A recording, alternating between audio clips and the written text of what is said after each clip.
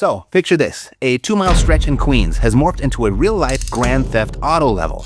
Gangs, prostitutes, and a missing-in-action congresswoman. Meet Roosevelt Avenue, also known as the red light district of AOC's New York turf. Dozens of sex workers line the sidewalks every night. Locals say the ruthless 18th Street gang now runs the show, pushing drugs, fake IDs, and bodies. While crime has spiked so high, residents literally beg the feds for help. It all blows up when AOC quietly suggests maybe legalize a red zone, regulate it. Translation: surrender the block to Vice, slap on some rules, and hope for the best. Neighborhood leaders hear that and shout, nope. They fire off a desperate letter to the FBI pleading, send agents, crush these gangs before we turn into Caracas. Mayor Adams jumps in, launches Operation Restore Roosevelt. 200 cops storm the strip, 1,800 busts, 15,000 summonses, sirens, zip ties, victory selfies. Crime drops 37%. For a minute, it feels fixed. Cops pack up, lights go dark, and guess who slides right back? 18th Street. They swap jailed foot soldiers like spare parts. Bars become brothels overnight. A $60 dance turns into basement sex on a stained mattress. Money never stopped, just paused for intermission. Community activist Haram Montserrat live streams 23 prostitutes on one block, tags AOC on X, and shouts, "Where are you?" She's on a national Fight the Oligarchy speaking tour, miles away from the mess. Locals feel ghosted. Pro-sex work protesters swarm Montserrat's cleanup rally. Signs scream, policing doesn't equal safety. Shoving matches break out. He bails as chants of "let them work" echo off taco cart smoke. The block is officially at war with itself. Daylight murder. A good Samaritan tries to stop a bike thief near the 7 train stairs. Gets stabbed to death. Blood on the sidewalk. Kids on their way to class step around the scene. Fear turns into fury. Friday night, humidity thick as soup. Blue lights flash beneath the elevated tracks. Sex workers scatter into alleys. Dealers melt into bodegas. Residents chant, "FBI,